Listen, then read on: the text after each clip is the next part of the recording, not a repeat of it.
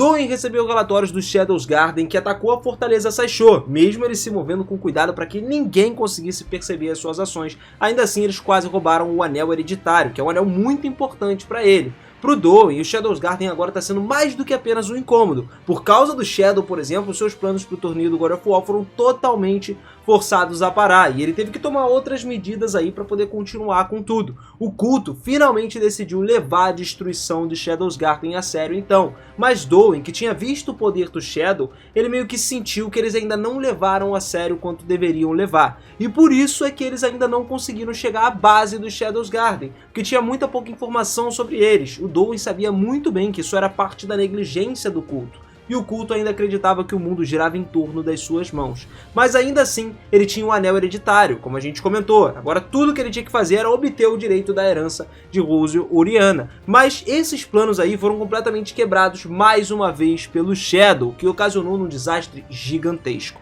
Um monstro sendo convocado, atacando o mundo inteiro, uma criação de uma fenda dimensional onde nós descobrimos a existência de mundos paralelos e também a explicação do Cid ter sido convocado para esse novo mundo aí, que entra nessas teorias. Então vem comigo, prepara a pipoquinha que hoje a gente vai conferir tudo isso, o vídeo tá completaço, vamos nessa!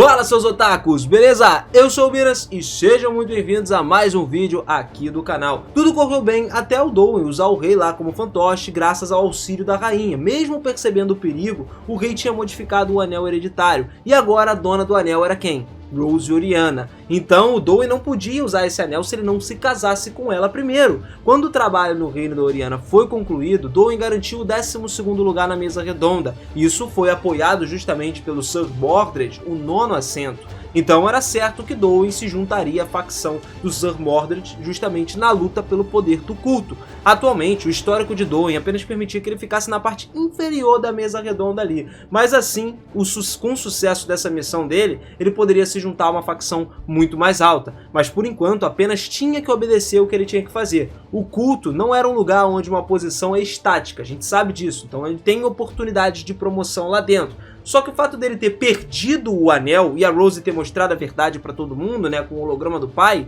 acabou deixando o Doin congelado. E naquele momento, o Doin abriu os olhos o máximo possível e instantaneamente vomitou uma grande quantidade de sangue. Quando a Rose deu um passo para trás, a cabeça do Doin foi cortada. Não foi ela que fez isso, porque o pescoço dele foi cortado sem literalmente ninguém perceber. Todo mundo começou a olhar em volta e no mesmo salão de cerimônia estava um homem de pé com uma atmosfera mais estranha possível. E ele começou a subir as escadas lentamente, mesmo que estivesse em um lugar onde deveria chamar a atenção de todos. Ninguém prestou atenção nele nesse lugar. Enquanto ele falava, as pessoas começavam a notar a sua presença. Os guardas rapidamente cercaram ele, mas não adiantou de nada. No momento seguinte, todo mundo teve a cabeça decapitada também, perderam a consciência, desmaiaram, cabeças rolaram no chão, sangue voando pra sala pra tudo que é lugar, ketchup espalhado pelo ar. As coisas estavam assim. A Rose não conseguia nem ver a espada que ele estava usando para fazer isso. Por isso, ela percebeu imediatamente que esse homem era alguém forte. Esse cara aí é que era o Mordred. Pois é, o Mordred que cortou a rainha ainda e queimou o cadáver dela junto com o cadáver de Doin. A Rose apontou a sua espada branca para Mordred, mas não adiantou. O Mordred apenas sorriu, com uma indiferença ali pelo planejamento. Na verdade, ele nem queria lutar com ela, né? Naquele momento, um desagradável poder mágico começou a preencher o lugar. Estava tão congestionado e pesado que quase deixou as pessoas sem fôlego lá. De repente tudo escureceu. E aí é exposto pra gente que a Rosa Negra no passado aniquilou 100 mil homens de Belgata em uma noite. Mas ao mesmo tempo a cidade foi completamente destruída. A escuridão começou a se acumular no céu, formando um redemoinho que gradualmente tomou a forma de uma flor. Essa é a verdadeira forma da lenda, a Rosa Negra do reino de Oriana. E a escuridão veio. De dentro da Rosa Negra, figuras negras começaram a aparecer voando pelos céus enquanto faziam um som desagradável. Agora que as coisas começaram a ficar sinistras, porque as criaturas raras que ninguém nunca tinha visto começaram a surgir. E ouvindo o grito de Rose, a multidão ficou confusa, começou a correr no desespero. Imagina, todo mundo se amontoando, tá ligado? É tipo quando tu tá em um lugar e o cara grita, é arrastão, sai todo mundo correndo junto, e aí um derrubando o outro, o pessoal é pisoteado. Meu Deus do céu, Berg! Foi tipo isso. Só que as feras ainda assim estavam perseguindo as pessoas com uma velocidade incrível. A Rose virou o rosto então para ouvir os gritos vindo de uma voz familiar. E essa era a empregada dela, a Margaret. A Margaret estava lá no chão, com uma das feras prestes a devorar ela, e a Rose conseguiu salvar, usou sua espada branca, afastou a fera de lá da Margaret, e a fera lutou com as suas garras de sangue negro. Mas enquanto estava rolando essa luta e tal, e ela conseguiu afastar a besta, continuava saindo o bicho da Rosa Negra. São necessários, cara, pra você ter uma ideia, pelo menos 10 soldados para conseguir deter uma fera. A Rose até conseguiu matar as feras próximas, mas os números eram muito grandes. As feras estavam perseguindo aqueles que estavam fugindo, e quando eles estavam prestes a persegui-los, de repente, foram cortados de uma vez, mais uma vez, né? Como esperado, que finalmente decidiram se mostrar, Shadowsgarden apareceu, né, para poder acabar com esse problema. Mordred olhou para a escuridão, da onde várias meninas começaram a aparecer, né? E, pô, simplesmente acabavam com várias feras. Elas tacavam as feras como uma cooperação perfeita, sacou? Perseguindo todos como se tivessem sido sugados por uma tempestade. Entre elas também estavam duas meninas que haviam conhecido Rose. Elas olhavam para Rose ali por um momento e sorriram. Então a número 559 apareceu e as outras duas também das 7 sombras, Beta e Epsilon, também estavam juntas. De repente, um enorme poder mágico começou a se concentrar na Rosa Negra. E o poder mágico era tão grande que começou a transbordar. Ele se manifestou na forma de um raio. E de repente o céu escuro apareceu como se fosse um grande braço gigantesco. Foi uma convocação para o quarto grande rei do inferno, o Ragnarok. Chamas vermelhas com sangue começaram a envolver os braços dele, liberando todo o seu corpo aos poucos. Os gigantes de aço começaram a emergir da Rosa Negra, que esticou os seus braços enormes, liberando garras maiores ainda do que você consegue imaginar. O seu corpo inteiro estava queimando, enquanto as suas costas tinham asas negras que costumavam usar para voar, obviamente. Ragnarok desceu do céu tão rápido em direção a Beta e Epsilon. No entanto, no instante seguinte, um fino raio de luz roxa atravessou a escuridão. E o resultado desse poder mágico tingiu a cidade toda de roxo. Enquanto isso, depois de um grito de dor intensa, o sangue ígneo jorrou de uma das asas do Ragnarok, porque esse raio cortou uma das asas dele. Já imaginou quem é, né? Dançando no ar ali, a besta começou a cair no céu e, ao mesmo tempo, um homem de longe, com aquele casaco dele escuro como a noite, né? A escuridão, Shadow, começou a aparecer. Ele limpou o sangue queimado que permaneceu na sua espada negra e agora Shadow tinha chegado, usou a voz de Mordred, estava meio que salpicada, né? Com uma pitada de choque por ver o Shadow aparecer. Por outro lado, ele apenas olhou para o Mordred com um momento, né? E depois virou para começar a andar. O Shadow interrompeu as palavras do Mordred até, falando que ele era um cara fraco. E o Mordred voltou o rosto pra ele, ficou cheio de raiva, boladão da vida, né? Pô, tá me chamando de fraco, tu vai ver aqui o que eu fiz aí na cidade.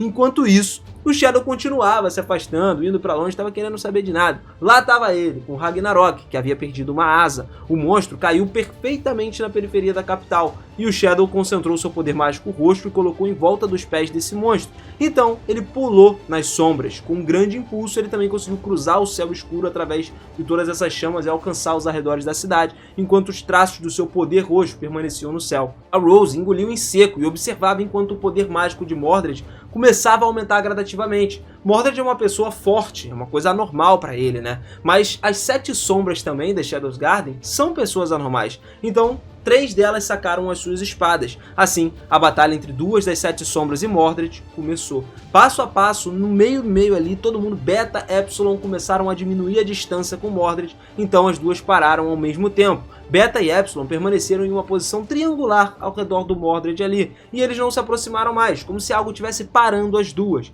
Beta e Epsilon saltaram para trás ao mesmo tempo, e algo invisível cortou o ar. Então um pequeno ferimento apareceu na bochecha da Epsilon. Aí é que eles perceberam, né? Para surpresa, a Rose viu, né, que tinha saído um pouco de sangue da ferida, e isso mostrou como a força de Mordred era algo realmente anormal. Só que a Beta já sabia de tudo, principalmente sobre a espada mágica que ele estava usando para conseguir fazer isso. E ela olhou e, pô, sem dizer uma palavra, a Beta sorriu e a Epsilon continuou. De repente, algo invisível varreu a escuridão, cortando parte do cabelo de Mordred, o que deixou surpreso, né, por ser um poder mágico. Isso porque o poder mágico perde o controle e a precisão ao deixar o corpo. Portanto, para controlar ele é necessário uma grande quantidade de poder mágico em um alto nível, né? Tu tem que ter um controle excessivo sobre ele, sem falar no enorme esforço necessário para usar um meio de uma batalha. Também, nesse momento, com a velocidade de impacto que ele teve, era impossível pensar que alguém pudesse controlar com tanta precisão assim.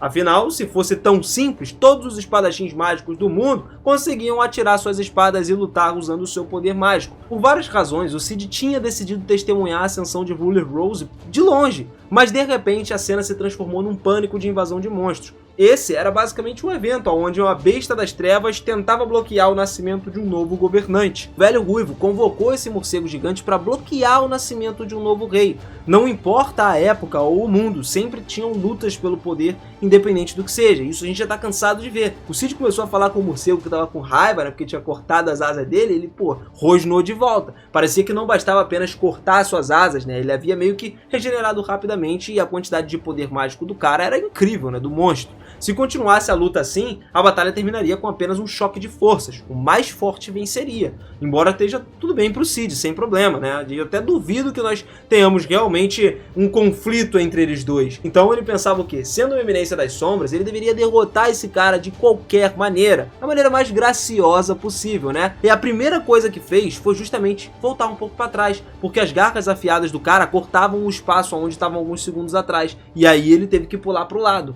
O enorme braço atacava o Cid constantemente e, quando ele acertou o chão, criou uma cratera gigantesca. Com esse poder, cara, a gente pode dizer que ele facilmente poderia destruir 10 casas ao mesmo tempo, com um soco, sem mencionar cada ataque que desencadeou uma grande quantidade de chamas absurda. Foi um grande desastre natural que foi causado pelo monstro. E a coisa boa sobre isso aí, sobre essa besta, era justamente que ela podia fazer isso e ainda assim não ficava sem poder mágico. Mas também não tinha necessidade para o Cid lutar cara a cara com um animal selvagem, né? Ele tinha que agir usando a cabeça. Por isso ele se esquivou dos ataques enquanto reunia todas as informações sobre esse monstro. Sempre se perguntando o que esse monstro poderia ou não poderia fazer. O que ele fez ou não fez. Que movimentos seriam necessários em certa situação ou reações para poder derrotar ele e dar um contra-ataque. Isso mostraria exatamente para o Shadow o que ele tinha que fazer. No final das contas, a maneira de pensar do animal é algo simples. É um ser que repete o mesmo padrão para poder se movimentar e também ataca da mesma maneira. Lógico que ao mesmo tempo era um ser que ficava constantemente em alerta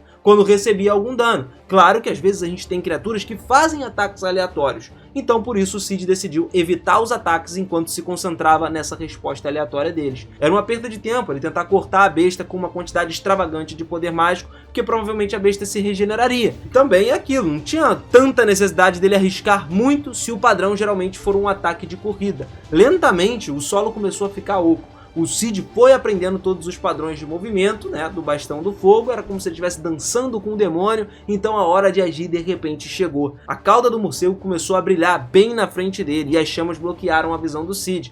Quando percebeu isso, ele deu um pulo para trás e imediatamente sentiu uma grande onda de poder mágico se aproximando dele, que aí é que era o problema, né? Justamente o impacto que tocou o corpo dele foi grande. O poder e a velocidade da magia lançados pelo demônio era algo incrível, simplesmente não fazia sentido para ele. Ele se concentrou no poder mágico de defesa, obviamente, porque o Cid não é burro de tomar dano assim, e se virou para tentar parar o ataque. Essa era uma habilidade que ele tinha praticado dezenas de milhares de vezes, então era algo que com certeza não tinha como ele falhar. Então ele pulou para o céu voando mais alto que ele podia, justamente do home run, né, e pousou graciosamente como a eminência das sombras, verificando quantos ferimentos ele tinha recebido do monstro. Os ossos e os órgãos internos dele ainda estavam intactos, não teve nada, e o Cid, mas ele sofreu queimaduras no corpo. Né, ele teve que até cortar essas queimaduras para se regenerar. Então, ele nunca pensou que alguém pudesse causar tantos danos assim nele quanto esse demônio aí. Também o cara é o rei do inferno, né? Por isso que tá causando do quarto mundo, digamos assim. Vocês vão entender mais pra frente. Depois de investigar cuidadosamente cada uma das suas reações, ele chegou a uma conclusão, que essa besta ignora completamente uma pequena quantidade de poder mágico. Então, ele já fez o quê, ó? Bateu a ideia, mudou ligeiramente todos os fios que havia espalhado na escuridão do céu e imediatamente infundiu alguns com o poder mágico neles. Imediatamente um enorme grito do morcego pôde ser ouvido ecoando por todo o céu. Incontáveis fios se engolaram no seu corpo e cortaram ele impiedosamente. Depois de sangrar profundamente, o morcego desceu ao solo, caindo, e causou um pequenininho terremoto. Mesmo assim, o seu poder mágico ainda era algo enorme. Não importa quanto poder mágico alguém pudesse colocar no fio, ele não poderia rompê-lo completamente. O morcego começou a se esgueirar na poeira ali, tentar fugir com uma expressão extremamente raivosa. A ferida também começou a cicatrizar. Mas, porém, entretanto, todavia, esse é um tipo de besta que fica alerta quando se trata de sofrer danos. Por causa disso, o Cid transferiu uma pequena quantidade de poder mágico novamente para dentro dele. E quando fez isso, o morcego ficou alerta ao ponto de se esquivar dos ataques dele. Não podia mais ignorar nem mesmo o menor traço de poder mágico vindo do Cid. Mas ao mesmo tempo, ele não entendia como as coisas acabaram assim. Por causa disso, agora era muito fácil controlar essa batalha. Por isso, diga-se de passagem que isso tudo acabou. Claro, o Cid ainda poderia lutar, mas não tinha nenhuma razão suficiente para ele simplesmente entender a situação, então ele meio que resolveu acabar com essa luta de uma vez por todas. Mas enquanto isso, voltando lá para Rose, ela olhou surpresa por Mordred, cujo rosto já tinha mudado, ali estava com desprezo. Ela sabia muito bem que as Sete Sombras não tinham nenhuma força normal, era algo realmente diferente, mas ele nunca esperava que, a diferença de força entre as duas, ali entre o Mordred e elas, fosse algo tão grande. O Mordred se ajoelhou e cuspiu sangue, enquanto a Beta e a Epsilon encaravam ele com indiferença. Então a Beta apontou a sua espada negra para o Mordred, e aí, depois da breve silêncio, o Mordred começou a falar. Falou que ela provavelmente sabia que esse mundo em que a gente vive, que eles vivem lá, existe um mundo sem fronteiras do lado de fora. E ele não tá falando de outros planetas, ele tá falando de outra dimensão, onde eles chamam de inferno.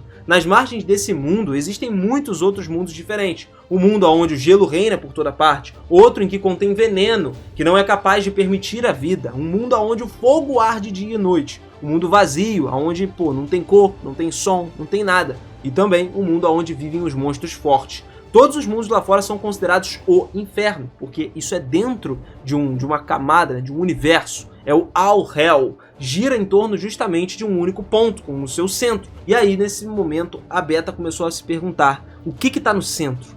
A gente não sabe. O Mordred falou, talvez Deus, por exemplo. Mas o problema não é o que está nesse centro, mas a infinidade que o inferno gira em torno desse centro.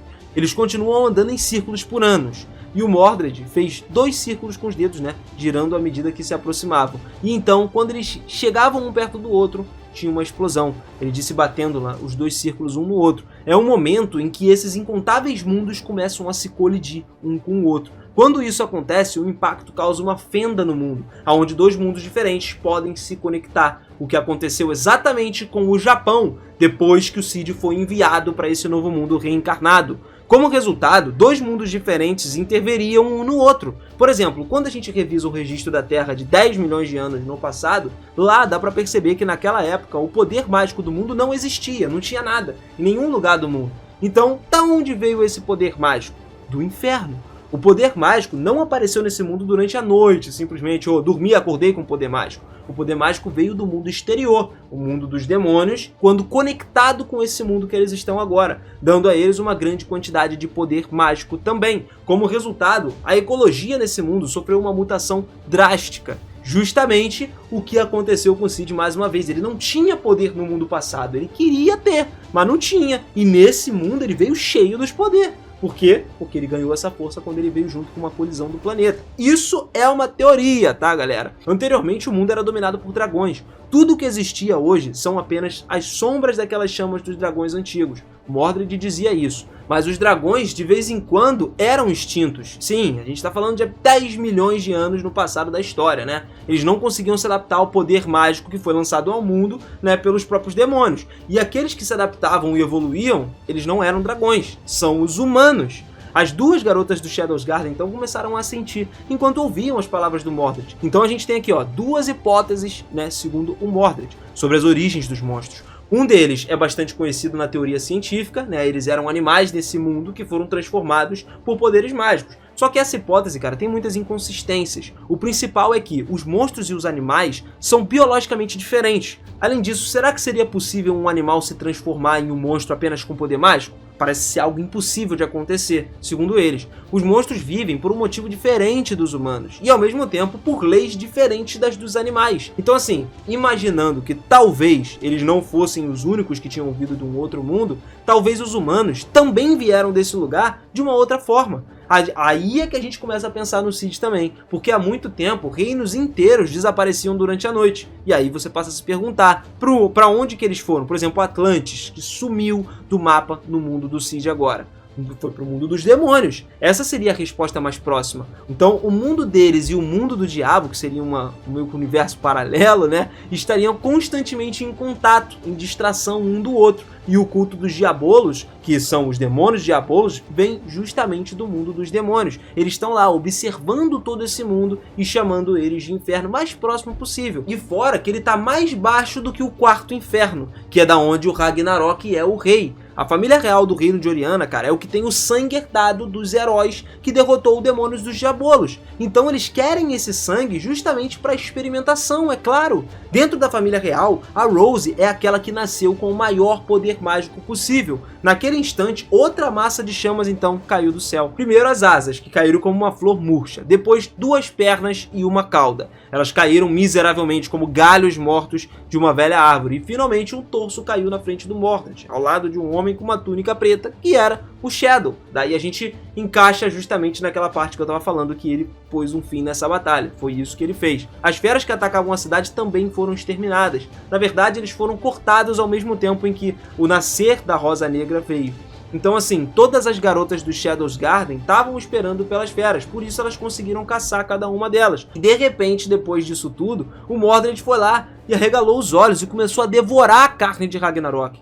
Quanto mais ele mastigava e quanto mais ele engolia, mais o seu corpo mudava. A sua pele escureceu, os seus olhos ficaram vermelhos, os seus músculos começaram a inchar conforme ele crescia. Era uma coisa absurda. O Mordred então balançou sua mão com fogo para o Shadow. Detritos saíram voando do chão junto com uma grande explosão. Mas quando o Mordred ergueu a mão, não existia mais Shadow ali, apenas uma grande cratera vazia no solo. Uma voz profunda, como se viesse de dentro de um abismo, começou a falar atrás dele. O Mordred, quando se virou, ele viu uma sombra aparecendo. O Shadow estava atrás dele. Mordred então tentou agarrar o Shadow com os 2 braços, mas não conseguiu. No entanto, seus braços apenas agarraram o ar. Sentindo a sua presença, o Mordred se virou de novo rapidamente. E outra sombra do Shadow estava lá, nas suas costas, olhando para o céu. De repente, um enorme poder mágico capaz de sacudir a própria atmosfera começou a se reunir no braço direito do Shadow. Aos poucos, a sua força foi aumentando até que toda a capital começou a tremer. O vento aumentava e estava numa velocidade como se trouxesse uma tempestade para agora.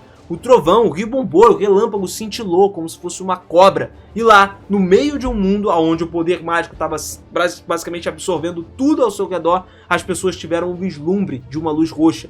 Todo aquele poder mágico estava concentrado na espada negra como um vórtice. E na lâmina apareceu um padrão difícil de se decifrar. Ele usou o Eu Sou Atômico mais uma vez. Assim, o mundo estava sendo absorvido pela luz roxa do Shadow novamente. Conforme a luz roxa ia diminuindo, o mundo mudava completamente. O céu tinha voltado ao azul claro, como um sol batendo no chão, e o ar do inverno estava frio, e erguendo a sua espada negra em direção ao céu. A Rose tentou falar alguma coisa, mas imediatamente ela acabou fechando a boca. Por algum motivo, ela conectou as figuras dos 2 homens que tocavam piano, Shadow e o nosso querido Cid. Ela começou a ter esse insight aí, mas não podia ser algo real para ela, né? Pelo menos não podia ser. Mesmo sabendo disso, ela não podia deixar de prestar atenção em cada movimento do Shadow.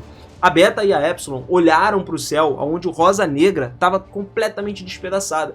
Ele então esmagou o Rosa Negra de uma vez só. Aos poucos, foi se desintegrando ali, mas no meio algo foi sendo absorvido. Era algo como uma pele escura e o cabelo ruivo. O cara que estava lá, a cabeça de Mordred, num instante, sumiu. Shadow então foi sugado do nada para Rosa Negra e as 2 garotas olharam para ele boquiabertas, não sabiam o que fazer. Então a Beta imediatamente saltou para lá junto com ele, né, com seus olhos marejados. E a Rosa Negra sumiu completamente, foi destruída, desapareceu desse mundo. Um momento de silêncio começou a dominar a área, porque o Shadow e a Beta tinham desaparecido. A Epsilon começou a murmurar algumas palavras como se fosse um tipo de feitiço misterioso, mas ela estava ciente de que o Shadow estava tramando alguma coisa, né? E por algum motivo a aliança de casamento da Rose também foi destruída por causa disso. Pensando que ela poderia ser alguma representação do seu destino, como os seus entes queridos, a Rose empalideceu agora. Mas assim mesmo, a batalha no Reino Oriana terminou por completo, né? Um final digno de nota, que a gente pode dizer que foi um grande arco, né? Uma parte emocionante da história, cheio de teorias sobre essa existência dos mundos paralelos aí, né? Explicando pra gente mais ou menos o porquê do Shadow vir pra esse mundo, por causa da junção de mundos, o porquê que agora ele voltou pro outro mundo, porque sim, ele voltou pra Terra, galera. Inclusive eu já fiz um vídeo disso aqui, ele foi sugado de volta pra lá. E ó, eu vou deixar a playlist pra vocês aqui, é só você entrar na playlist e procurar o vídeo que ele tá lá. Clica lá que você vai assistir completinho tudo que aconteceu depois disso aqui. Tem até um pedacinho dessa história a mais. Aproveita e já deixa a sua inscrição aí também com o sininho ativado, pô. Clica aqui do lado ou aí embaixo, ativa o sininho também para você ficar por dentro, receber todas as notificações, para eu conseguir trazer todos os detalhes sempre confirmadíssimo, completíssimo para vocês aqui, beleza? Aquele beijo no coração, galera, forte abraço, tamo junto e até a próxima. Valeu!